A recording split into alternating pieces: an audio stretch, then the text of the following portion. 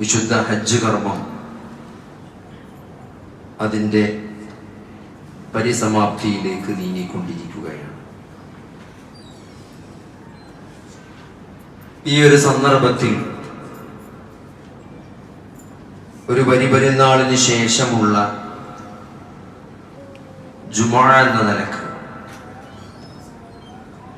വിശുദ്ധ ഖുർആനിലെ സൂറത്തുൽ ഹജ്ജ്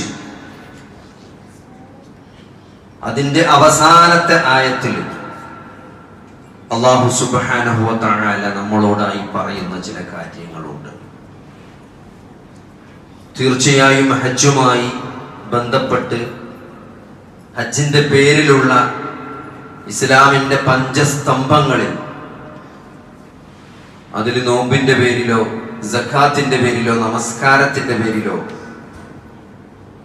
ഒരു സൂറത്തില്ല.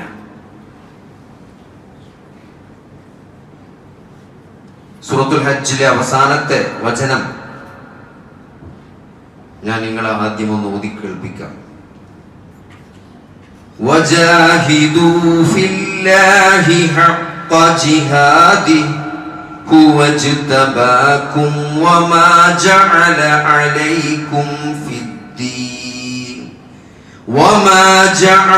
عليكم في الدين من حرج ملة أبيكم إبراهيم هو سماكم المسلمين من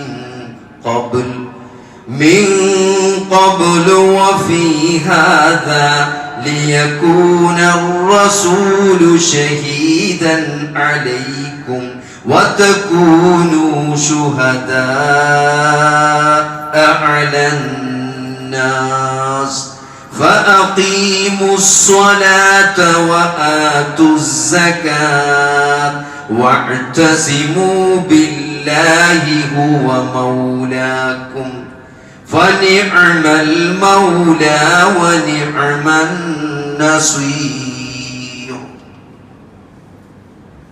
وجاهدوا في الله حق جهاده. നമ്മൾ കുറേ പ്രാവശ്യം കേട്ട വാക്കാണ് ജിഹാദ്. പലപ്പോഴായി ഇസ്ലാമോഫോബിയയുടെ പേരിൽ ദുർവ്യാഖ്യാനം ചെയ്യപ്പെട്ടിട്ടുള്ള ഇസ്ലാമിലെ ഒരു ടെർമിനോളജിയാണ് ജിഹാദ് എന്നുള്ളത്. വജാഹിദൂ ഫില്ലാഹി ഹഖ്ഖ ജിഹാദിഹി, അല്ലാഹുവിന്റെ കൽപ്പനയാണ്. വജാഹിദൂ, നിങ്ങൾ ജിഹാദ് ചെയ്യണം, നിങ്ങൾ കഠിനമായ ത്യാഗ പരിശ്രമങ്ങളിൽ ഏർപ്പെടണം. ഹഖ്ഖ ജിഹാദിഹി, അതിന്റെ യഥാർത്ഥ മുറപ്രകാരം, അഥവാ അല്ലാഹുവിന്റെ വജ്ഹ് മാത്രം ആഗ്രഹിച്ചുകൊണ്ട് അല്ലാഹുവിന്റെ തൃപ്തി എന്ന ഒരൊറ്റ ലക്ഷ്യം മുൻനിർത്തിക്കൊണ്ട് നിങ്ങൾ പരിശ്രമിക്കണം, നിങ്ങൾ മെനക്കെടണം, നിങ്ങൾ ഏത് പ്രയാസത്തിനും നിങ്ങൾ തയ്യാറാകേണ്ടതുണ്ട്. കാരണം എന്താ അറിയോ? ഹുവജ്തബാക്കും, അവൻ നിങ്ങളെ തെരഞ്ഞെടുത്തിരിക്കുന്നു. സഹോദരങ്ങളെ, ഇജ്തബ എന്ന അറബി പദമുണ്ട്. നമ്മള് തെരഞ്ഞെടുക്കുക ഇസ്തഫ എന്നാണ് സാധാരണ പറയുന്നത്. ഇസ്തഫ, മുസ്തഫ, തെരഞ്ഞെടുക്കപ്പെട്ടവൻ.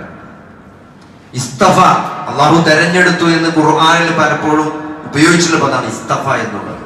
എന്നാൽ ഇവിടെ അള്ളാഹു ഇസ്തഫ എന്നല്ല ഉപയോഗിച്ചത്. നമ്മളിപ്പോ ഒരു സ്ക്രൂ ഇങ്ങനെ ടൈറ്റ് ആക്കാൻ വേണ്ടിയിട്ട് ഒരു സ്പാനർ എടുത്തോണ്ടിരാൻ പറഞ്ഞിട്ട് ആ സ്പാനറിന്റെ ബോക്സിൽ നിന്ന് ഒരു കുട്ടി ഒരു സ്പാനറിന് സെലക്ട് ചെയ്താൽ ഇസ്തഫ എന്നാ പറയാം. അത് കൊണ്ടുവന്ന് നോക്കുമ്പോൾ കറക്റ്റ് അല്ല, നമ്മൾ വിചാരിച്ച സ്പാനർ അല്ല കൊണ്ടുവന്നത്. അപ്പൊ കറക്റ്റ് സ്പാനർ എടുത്തോണ്ടിരുന്നാണ് ഇജ്തബ എന്ന് പറയാം. ആ കുട്ടി കൊണ്ടുവന്ന സ്പാനർ കറക്റ്റ് ആണെങ്കിൽ അതിന് ജിത്തബ എന്നാ പറയാം. ഇസ്തഫ എന്ന് പറഞ്ഞാൽ ഏതെങ്കിലും ഒന്ന് എടുത്തു സെലക്ട് ചെയ്ത്. നമ്മൾ പോയിട്ട് ഒരു ഷർട്ട് എടുത്തു, എന്താ എടുത്ത ഇഷ്ടതാണ്, പ്രത്യേകിച്ച് കാരണമൊന്നുമില്ല, എനിക്കിപ്പോ ഇഷ്ടപ്പെട്ടു, ഞാൻ ഇട്ടോക്കിയപ്പോ അത് രസമുണ്ട്, അപ്പൊ അതുകൊണ്ട് ഞാൻ എടുത്തു എന്നുള്ളൂ.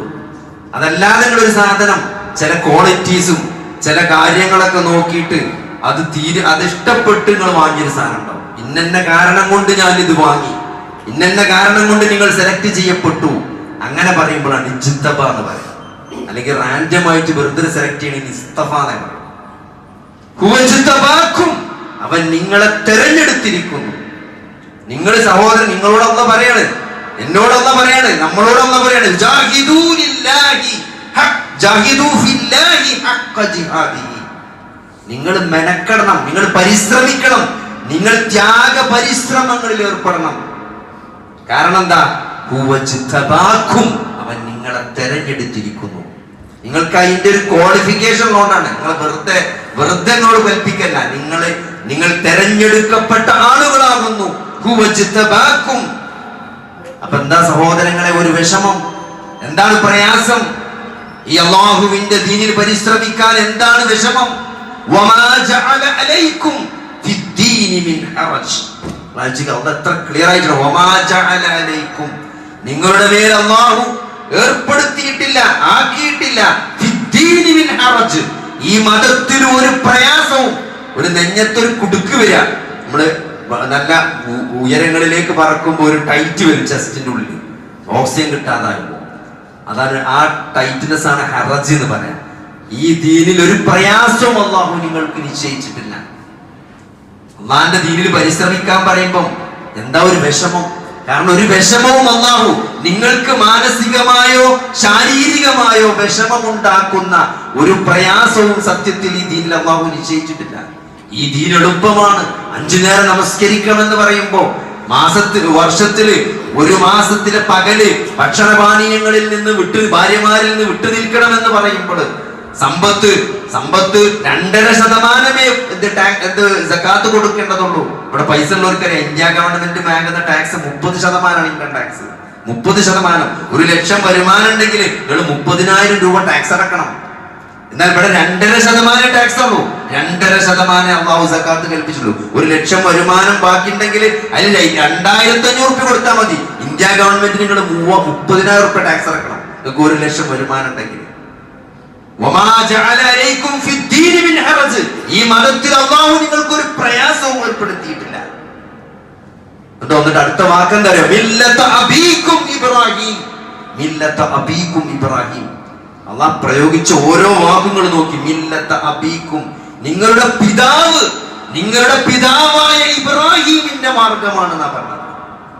നമുക്കൊരു പ്രയാസം ഉണ്ടാവുമ്പോ നമ്മളൊന്ന് മോട്ടിവേറ്റ് ചെയ്യാൻ വേണ്ടി ഒരാൾ പറയണം. ഒരു ചെറിയ പ്രയാസത്തിന് നമ്മളിങ്ങനെ കുടുങ്ങിക്കുമ്പോ, എത്താടാ എന്റെ ബാപ്പാന്റെ കഥ, എന്റെ ബാപ്പ ഇതിനേക്കാളൊക്കെ പ്രയാസത്തിൽ നിന്ന് നീന്തി കേറിപ്പോന്ന മനുഷ്യനാ.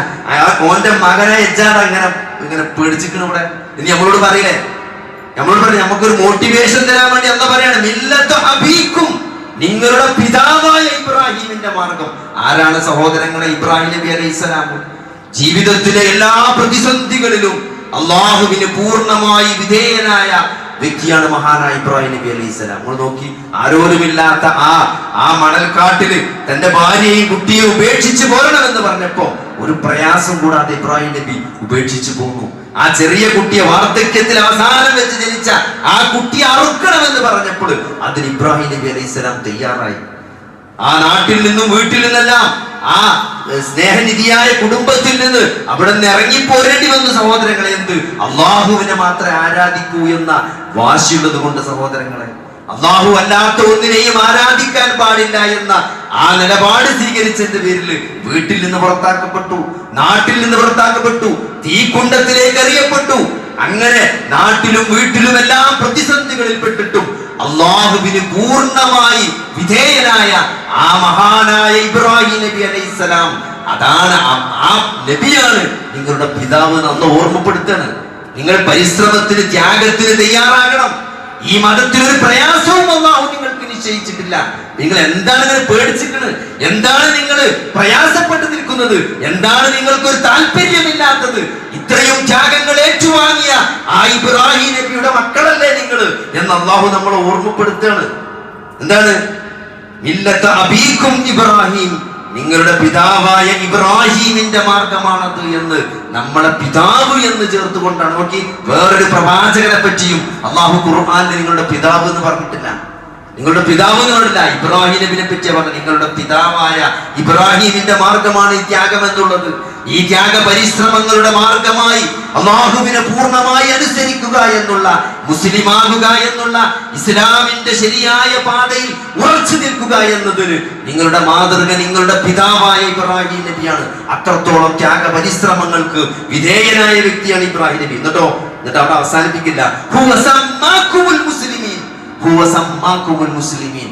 നിങ്ങൾ പദത്തിൽ അർത്ഥം വെച്ചാൽ അവനാണ് നിങ്ങൾക്ക് മുസ്ലിം എന്ന പേര് നൽകിയത്.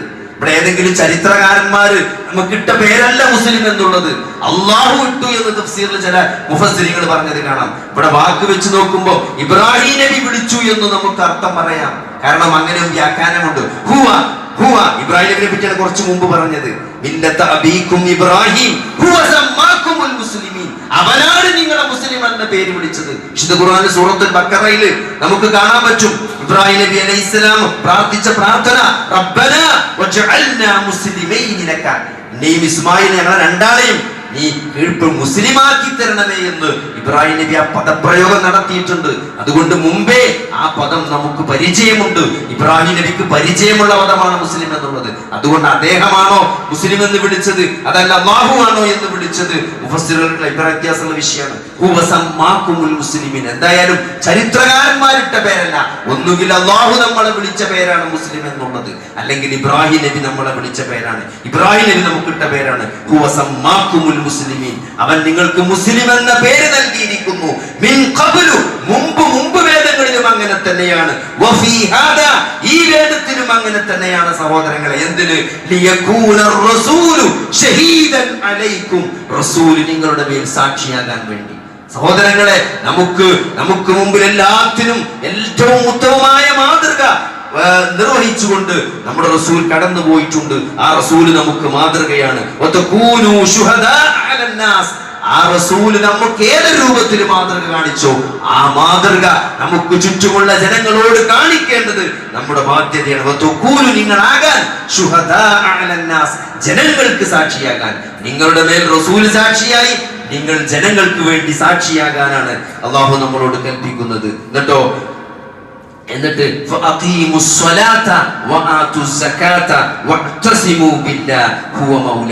നിങ്ങൾ നമസ്കാരം നിലനിർത്തണം, നിങ്ങൾ സക്കാത്ത് നൽകണം, നിങ്ങൾ അല്ലാഹുവിന്റെ മാർഗത്തിൽ മുറുകെ പിടിക്കണം എന്ന് പറ. അല്ലാഹുവെ നിങ്ങൾ മുറുകെ പിടിക്കണം. എന്നിട്ടോ ഹുവ മൗലാക്കും, അവനാണ് നിങ്ങളുടെ രക്ഷാധികാരി. അവൻ എത്ര നല്ല രക്ഷാധികാരിയാണ്, അവൻ എത്ര നല്ല സഹായിയാണ്.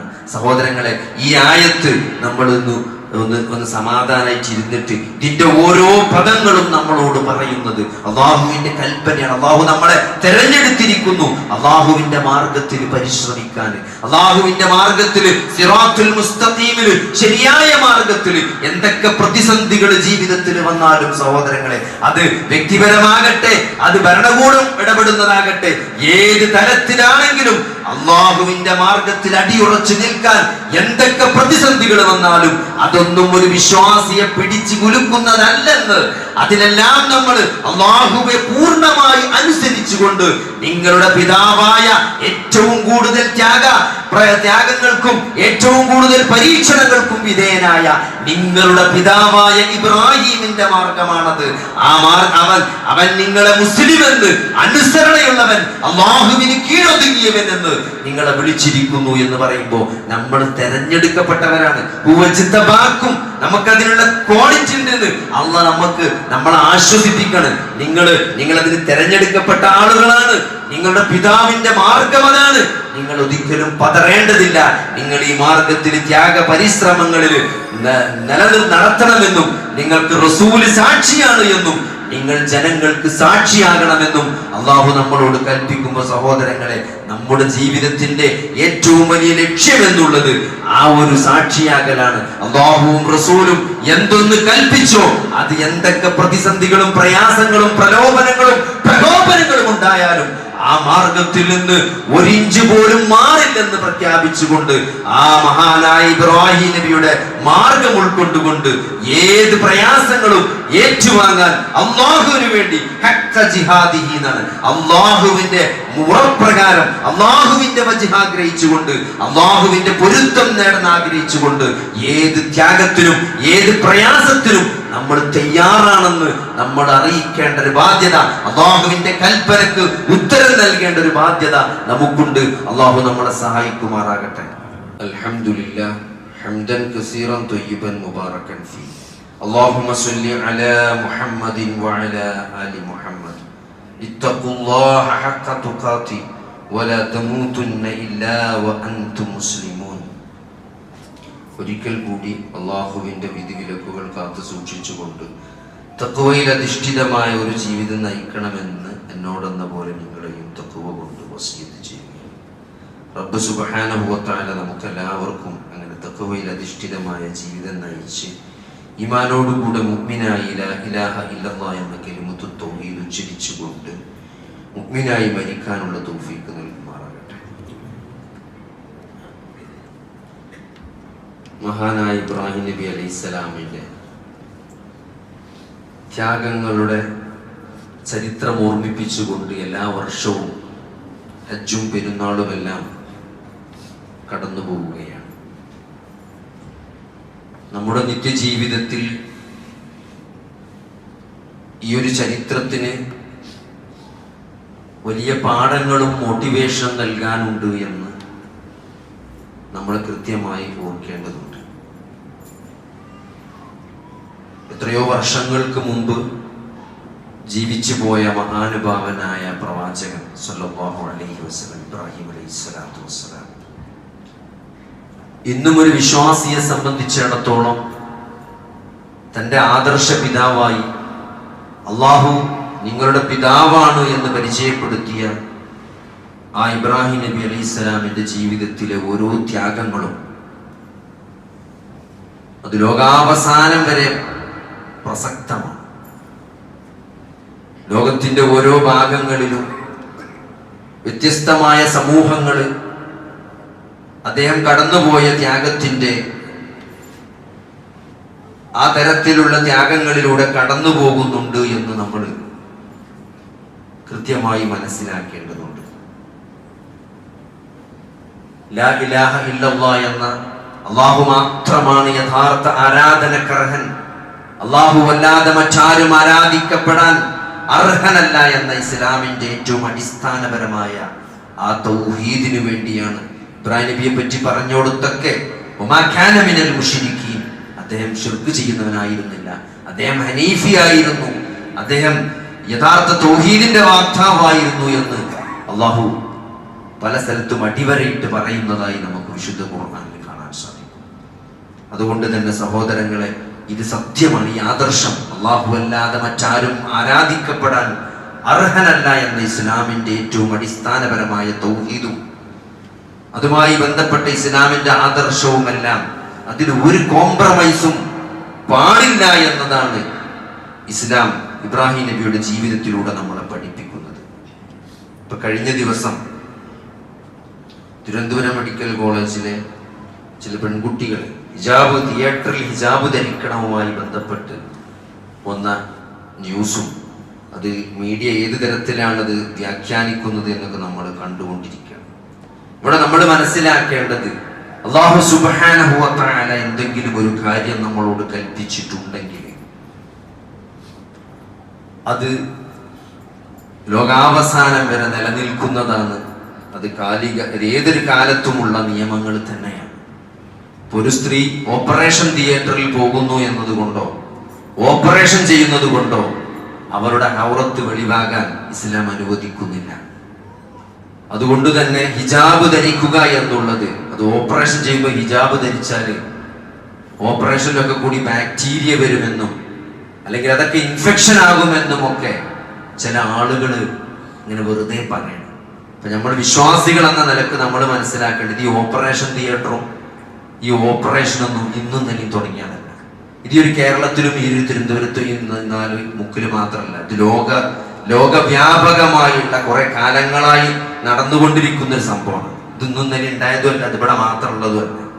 ഓപ്പറേഷൻ തിയേറ്ററിൽ എന്തിനാണ് ഡ്രസ്സ് ധരിക്കുന്നത്? ഇപ്പൊ നമ്മൾ താടി വെച്ച് ഓപ്പറേഷൻ ചെയ്യാനുണ്ട്. അപ്പൊ ആൾക്കാർ ഈ താടിയൊക്കെ ഇങ്ങനെ വെച്ച് ഓപ്പറേഷൻ ചെയ്യാൻ പറ്റുമോ? അണുബാധ ഉണ്ടാവില്ല, ഈ താടി വടിക്കണം എന്നൊക്കെ പറഞ്ഞ ആളുകൾ. അങ്ങനെയാണെങ്കിൽ സഹോദരങ്ങളെ, ഈ ഓപ്പറേഷന് സഹായിക്കുന്ന അസിസ്റ്റ് ചെയ്യുന്ന സിസ്റ്റർമാര് മുടി വടിച്ചിട്ട് വരണ്ടല്ലോ. എന്റെ മുടി ഓരോ താടി തമ്മിൽ എന്ത് ബന്ധമുണ്ട്? എന്ത് വ്യത്യാസമല്ല, രണ്ടും മുടിയല്ലേ. അവരൊക്കെ മുടി വടിച്ചിട്ടാണോ മൊട്ടടിച്ചിട്ടാണോ സിസ്റ്റർമാർ ഓപ്പറേഷൻ വരുന്നത്? അപ്പൊ അവര് തല മറക്കുന്നുണ്ട്, അതേപോലെ ഞാൻ താടി മറക്കുന്നുണ്ട്. അപ്പൊ ഇതൊക്കെ മറക്കണം എന്നേ ഉള്ളൂ, ഇതൊന്നും വടിക്കണം എന്നുകൂടി പറഞ്ഞിട്ടില്ല. അങ്ങനെയാണെങ്കിൽ ആരും ഒരു മുടി ഓപ്പറേഷൻ തിയേറ്ററിൽ വരാം. താടി മാത്രമല്ല, തലമുടിയുമ്പോൾ ക്യാപ്പ് ഇടുന്ന പോലെ താടിമേ നമ്മൾ ക്യാപ്പ് ഇട്ടിട്ടാണ് ഓപ്പറേഷൻ ഉണ്ടാക്കുന്നത്. അപ്പൊ അതുകൊണ്ടൊക്കെ കൃത്യമായ അമേരിക്കയിലും ബ്രിട്ടനിലെയും ഒക്കെ ഹെൽത്ത് ഏജൻസികൾക്ക് കൃത്യമായ ഗൈഡ് ലൈൻസ് ഉണ്ട്. സിഖുകാരെങ്ങനെ വസ്ത്രം ധരിക്കണം, മുസ്ലിങ്ങൾ എങ്ങനെയാണ് വസ്ത്രം ധരിച്ച്, സ്റ്റാഫുകൾ വസ്ത്രം ധരിച്ച് തിയേറ്ററിൽ കയറേണ്ടത്, ഇതിങ്ങനെ തൂങ്ങി ഫുൾ കൈയിട്ടാണെങ്കിൽ തൂങ്ങി നിൽക്കാൻ പാടില്ല, ടൈറ്റായിട്ട് നിൽക്കണം. അതേപോലെ മറക്കണ സാധനങ്ങൾക്ക് എങ്ങനെയാകണമെന്ന് കൃത്യമായിട്ട് ഗൈഡ് ലൈൻസ് ഉണ്ട്. അതല്ലാതെ ഇതൊന്നും ഉപയോഗിക്കാൻ പാടില്ല. കഴുത്തും കാട്ടി ഒരു മുസ്ലിം സ്ത്രീ തിയേറ്ററിൽ നടക്കാൻ ഇസ്ലാം അനുവദിക്കുന്നില്ല. കഴുത്ത് കാണാൻ പാടില്ല. അന്യപുരുഷൻ ഒരു മുസ്ലിം സ്ത്രീയുടെ കഴുത്ത് കാണാൻ പാടില്ല. അത് ഔറത്തുപെട്ടതാണ്. അതുകൊണ്ടാണ് നിങ്ങളുടെ മുഖമക്കനകൾ മാറിടത്തിലൂടെ തൂക്കിയിടുന്നത് കഴുത്ത് കാണാതെക്കാനാണ്, മാറുമറിയാൻ വേണ്ടിയിട്ടാണ്. അത് തിയേറ്ററിൽ മാത്രമാകുമ്പം അങ്ങനെ കാണിച്ചു കൊടുക്കാൻ ഇസ്ലാം ഓടിമാരെ അനുവദിച്ചിട്ടില്ല. അതുകൊണ്ട് സഹോദരങ്ങളെ, ഇവിടെ ആരെങ്കിലൊക്കെ ഈ മെഡിക്കൽ ശാസ്ത്രത്തിന്റെ ആളുകളാണ് എന്ന് അവകാശപ്പെട്ടുകൊണ്ട് ആരെങ്കിലും അതൊക്കെ ഇടാൻ പാടില്ല, അങ്ങനെയൊക്കെ ചോദിക്കുന്ന എന്തോ വലിയ തെറ്റാണ്, അതൊക്കെ എന്തൊരു മോശമാണ് എന്നൊക്കെ പറയണ്ടെങ്കിൽ ഒരു മോശമില്ല, അതിലൊരു തെറ്റുമില്ല. ഇവിടെ ഓപ്പറേഷൻ തന്നാലേ ഇന്നും തന്നെ ഉണ്ടായതല്ല, അതിനൊക്കെ കൃത്യമായ ഗൈഡ് ലൈൻസ് ഉണ്ട്. എങ്ങനെ മഫ്തിട്ട് കണ്ടും മക്കനിട്ട് കണ്ടും തിയേറ്ററിൽ കയറാമെന്നും ഓപ്പറേഷൻ ചെയ്യാന്നൊക്കെ അമേരിക്കയിലെ സായിപ്പന്മാരും ബ്രിട്ടീഷിലെ സായിപ്പന്മാരൊക്കെ അവരെ കിതാബിൽ കൃത്യമായി ചെയ്തിട്ടുണ്ട്. എല്ലാ മെഡിക്കൽ സയൻസിന്റെ പുസ്തകങ്ങളും ഓരോ നോക്കി പഠിച്ചത് നമുക്ക് അത് മാത്രം നോക്കാൻ പറ്റൂലെന്നാ. അവിടെ അതിനെപ്പറ്റി മുസ്ലിം സ്ത്രീ എങ്ങനെയാണ് ഓപ്പറേഷൻ തിയേറ്ററിൽ കയറേണ്ടത് എന്ന് അമേരിക്കയിലും ബ്രിട്ടീഷിന്റെ സായിപ്പ് ഓന്റെ പുസ്തകത്തിൽ എഴുതിച്ചിട്ടുണ്ട്. അത് മാത്രമേ നമുക്ക് നോക്കാൻ പറ്റൂല, ബാക്കിയെല്ലാം നമ്മൾ വലുത് നോക്കിയിട്ടാണ് പഠിച്ചത്. അപ്പൊ സഹോദരങ്ങൾ, ഇതൊക്കെ നമ്മളെ പറഞ്ഞുകാണ്ട് എന്താണ്, നമ്മളെന്തോ ഒരു മോശം ആൾക്കാരാണ് എന്ന് നിങ്ങളെ മനസ്സിൽ വരുത്തി തീർക്കാൻ വേണ്ടിയുള്ള ശ്രമമാണ്. ഇതിലൊന്നും ഒരു മോശമില്ല. ഏത് തിയേറ്ററിലാണെങ്കിലും എവിടെ കയറുകയാണെങ്കിലും ഒരു മുസ്ലിം സ്ത്രീയെ സംബന്ധിച്ചിടത്തോളം അവിടെ അല്ലാഹു മറക്കണമെന്ന് നിശ്ചയിച്ച കാര്യങ്ങൾ തുറന്നിടാൻ ഒരു സ്ഥലത്തും ഇസ്ലാം അനുവദിക്കുന്നില്ല. അത് ഇസ്ലാമിന്റെ നിയമമാണ്. അത് ലോകം അവസാനിക്കോളം ആ നിയമത്തിനൊരു മാറ്റമില്ല. അതുകൊണ്ട് അതൊക്കെ എങ്ങനെ അതിൽ കയറാൻ പറ്റുമെന്ന് ഈ മെഡിക്കൽ സയൻസിന്റെ തലതൊട്ടപ്പന്മാര് കൃത്യമായിട്ട് അവരുടെ കിതാബുകളിലൊക്കെ എഴുതി വെച്ചിട്ടുണ്ട്. മുസ്ലിം സ്ത്രീ എങ്ങനെയാണ് തിയേറ്ററിൽ കയറേണ്ടത്, എങ്ങനെയാണ് അവൾ കഴുത്ത് മറക്കേണ്ടത്, അവളെങ്ങനെയാണ് ഫുൾ സ്ലീവ് ഇട്ട് തിയേറ്ററിൽ കയറേണ്ടതെന്നൊക്കെ കൃത്യമായ ഗൈഡ് ലൈൻസ് സായിപ്പോന്റെ പുസ്തകത്തിൽ എഴുതിയിട്ടുണ്ട്. അതൊക്കെ ഒന്ന് നോക്കിയാൽ മാത്രം മതി. അതല്ലാതെ അത് ചോദിച്ചെന്തോ വലിയ തെറ്റായി പോയി, അങ്ങനെയൊന്നും ചോദിക്കാൻ പാടില്ല, അതൊക്കെ അങ്ങനെ മുസ്ലിം സ്ത്രീ തിയേറ്ററിലും ഹിജാബ് ഇടാൻ പാടുണ്ടോ എന്നൊന്നും ചോദിച്ച് ആ ഹിജാബിന്റെ ഒരു വർഗീയവൽക്കരിക്കേണ്ട ആവശ്യമില്ല.